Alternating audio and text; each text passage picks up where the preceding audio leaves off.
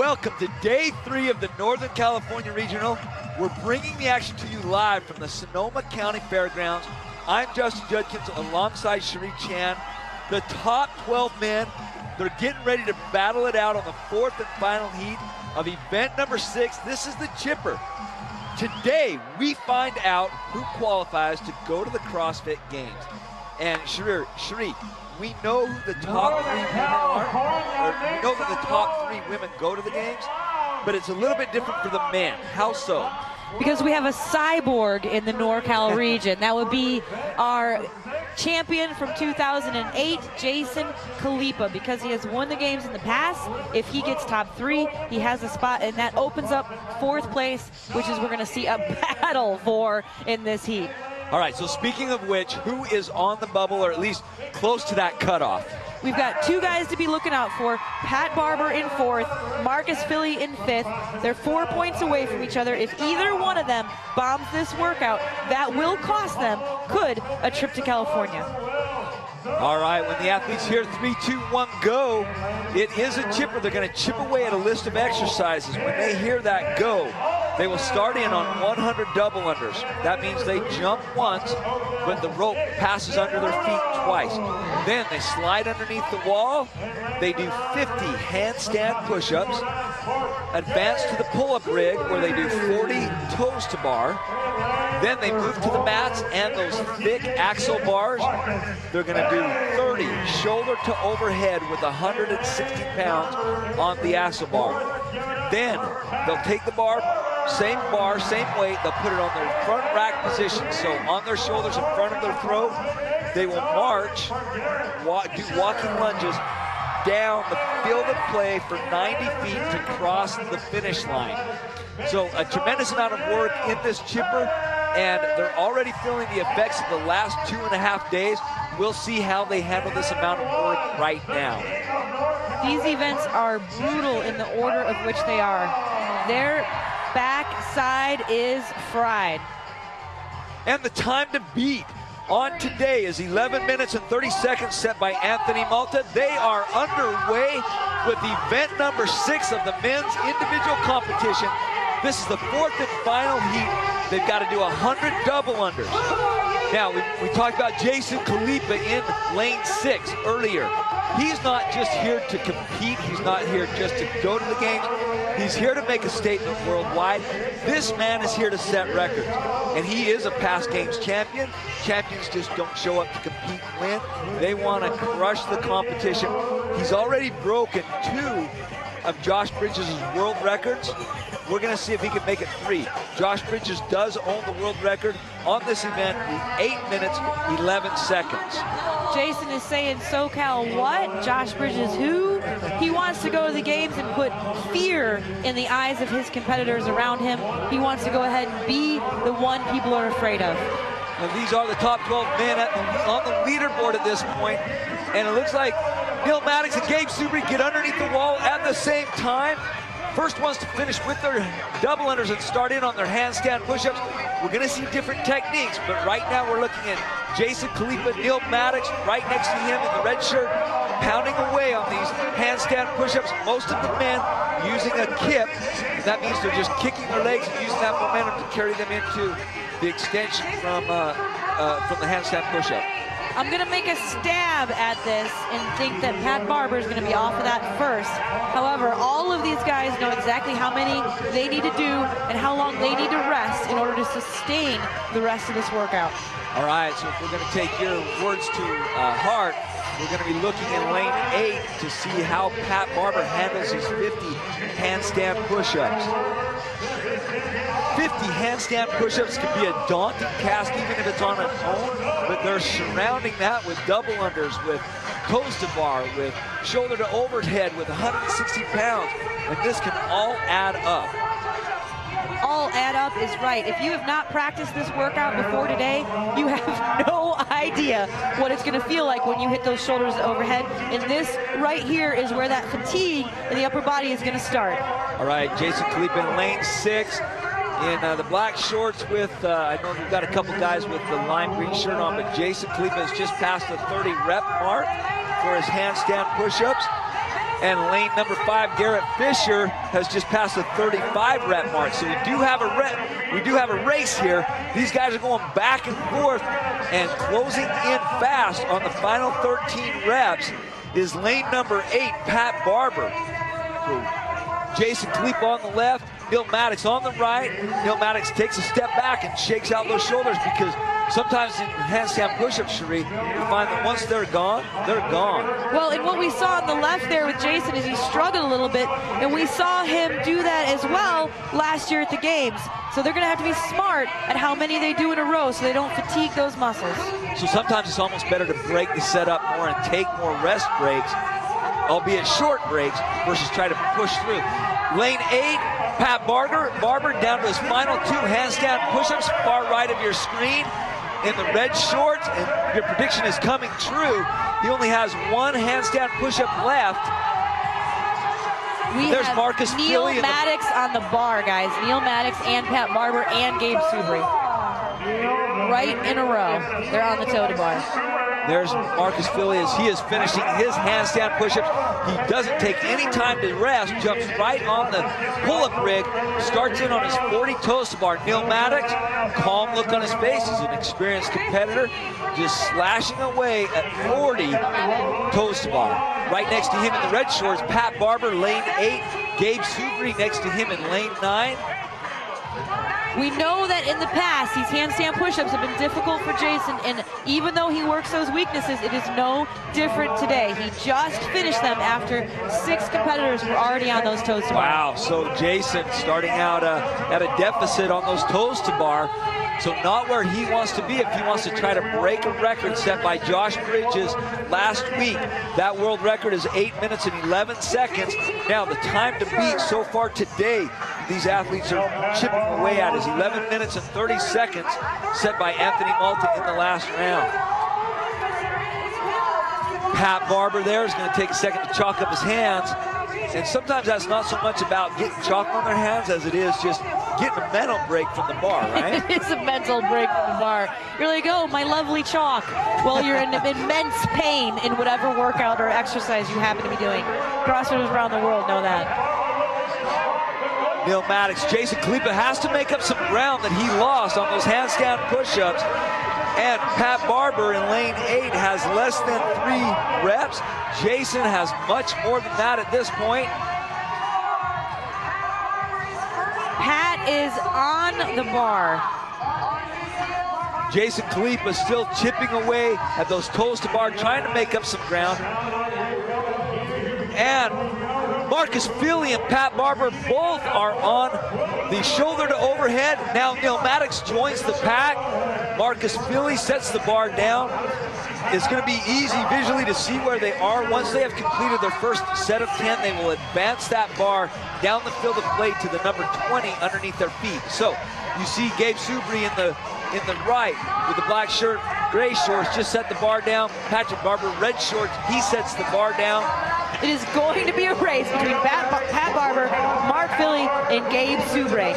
And if Pat can hang on, he can keep that 4th, but Mark is inching in on him. All right, we're 6 minutes and 12 seconds into this workout. 15-minute time cap.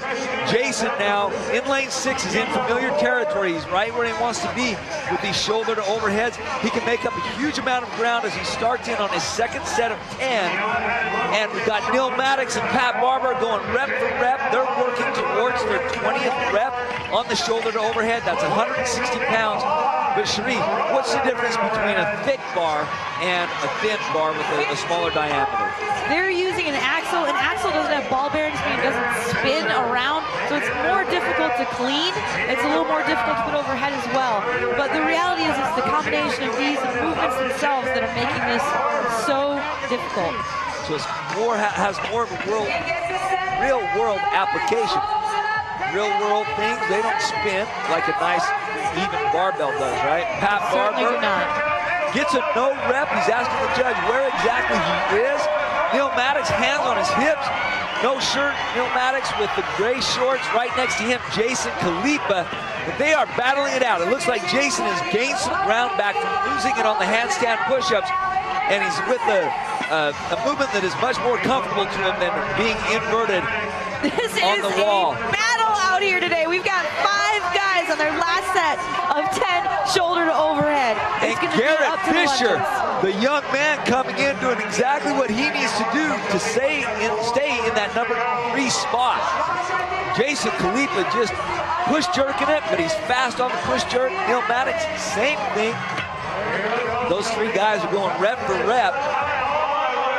And it looks like Neil Maddox has 3 reps left, but they're saying Jason's got to start back on the mat. Jason finishes with the shoulder to overhead first, so he starts at a huge deficit with that shoulder to overhead, and he makes up ground, passes everybody else that was in front of him on the shoulder to overhead, and now he is pounding down that field. We're 8 minutes and 20 seconds into this workout. At this point, Josh Bridges had already finished the workout. This shows you why Jason Khalipa is so amazing. He is a workhorse. He outworks most people out there, all of them on the field. And this right here, this is proof. Hey, and that's what champions do. He was down a little bit because of those handstand push-ups. He knew he had to come through and make hay while the sun was shining on the shoulder to overhead. That's exactly what he did. And now he has a huge lead over second place. And second place is Marcus Philly. Well, we've got 3 guys in second place, almost a tie. We've got Garrett Fisher, Marcus Philly, and Neil Maddox all within 5-10 meters of each other, but Jason is outdistancing the pack. And Jason started the shoulder to overhead not in first place. By the time it was done and they had completed 30 reps, Jason Khalipa established the lead. And he still has that lead. He's maintaining it. Look at how short his breaks are. Oh my goodness. He is at 9:27. He's way out in front. But the story right there is with Marcus. Marcus wants this win so he can pass Pat and go ahead and take that spot to the games. That's the race going on. Jason Khalipa fast approaching that finish line. He does have to stand up at the bar, and he stands on the mat. Unofficial time, 9 minutes, 46 seconds. He won't beat the world record, but he will beat the fastest time for the day. So Jason Khalipa takes first in this event. There's Marcus Philly, who needs this win bad if he wants to go to the Reebok CrossFit Games. Same thing with Neil Maddox. He wants a return trip. He's got to pass Marcus Philly, who now is ahead of him. And Garrett Fisher in the black shorts sets his bar down. Wow, it is a race to the very finish. Barber is falling apart here. He survived the shoulder to overhead, but now he's really struggling keeping this big fat bar in that front rack position. Every position that he can gain right here counts. He's only 3 points away from Marcus, who has already finished the event. If he can pass Gabe, pass Garrett, that gets him less points. He may still be going to California. He's got to fight. Oh, look how far back he is. And Gabe is ahead of him. Gabe's on the right with the blue knee pads and red shoes. And Pat Barber is just falling apart. He's taking so much time to rest. First he had his hands on his knees, then he takes a knee. Not the posture you want to have if you want to be able to not something you see Pat do very often. He is sitting there on his knees. Gabe will finish ahead of him at 11 minutes and 4 seconds unofficial time. And Pat, if he doesn't want to see that chance to go to the Reebok CrossFit Games slip away, he has to finish strong here. This front rack, this lunge is so unbelievably challenging. Mentally, physically, that rack, he's getting choked. His midline, I can't even stress enough what this feels like. This is all about willpower, heart, and core strength. A huge amount of core strength after what these athletes have been through. And Pat Barber steps on the mat, unofficial time, 11 minutes, 38 seconds. And so we really didn't talk about that, but these guys slammed their midline, slammed their core with those toes to bar. Now they've got to pick up that 160 pounds in an axle and keep their midline stable, have that core strength to get across the finish line 90 feet with a walking lunge. Tremendous amount of effort. You can see the fatigue setting in on their faces. Their looks say it all. Their posture when they cross that finish line, it says it all. It's the pain in their eyes, and it really is about will. How much pain are you willing to take right now? Because the cumulative effect of those exercises in a row, then to this front rack, is painful. Well, they can literally see that finish line. For some guys, it's almost like a mirage down there. as they're battling through the pain. And it looks like Will Zerlang will finish and step on the mat.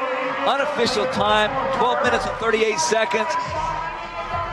And then Nick Sambruno is right behind him. We know that some of the gentlemen in the heats earlier finished a little bit faster, so we have no idea if all of these men that we saw out in this heat are going to end up in our final heat for event 7. Well, one thing that you can do if you are watching at home is you click over to the leaderboard on games.crossfit.com, follow all of the results. They do it almost real time. The judges put the results in as soon as they possibly can. This is Nick Pappas in lane number 1. He just finished his shoulder to overhead. He still has time left. There's a 15-minute cutoff. We're at 13 minutes and 20 seconds, so he's got a minute 40 to get down 90 feet with a walking lunge carrying 160 pounds. Right here is all about grit, because he knows all the other men in the field have finished this workout. It's got to be all heart. How much pain is he willing to go through to get to the end, see if he can still make a spot in that final heat. And you can see the carnage. Other guys have done, they've recovered quickly, they've jumped up, they've walked over, and now they're cheering Nick on. And I love that about this sport, but that young man has got grit, he's got determination, and he's still battling it out to stay in that final heat for event number 7. So he's past the halfway mark. He still has just barely past a minute. He's got about 50 seconds to go another 45 feet.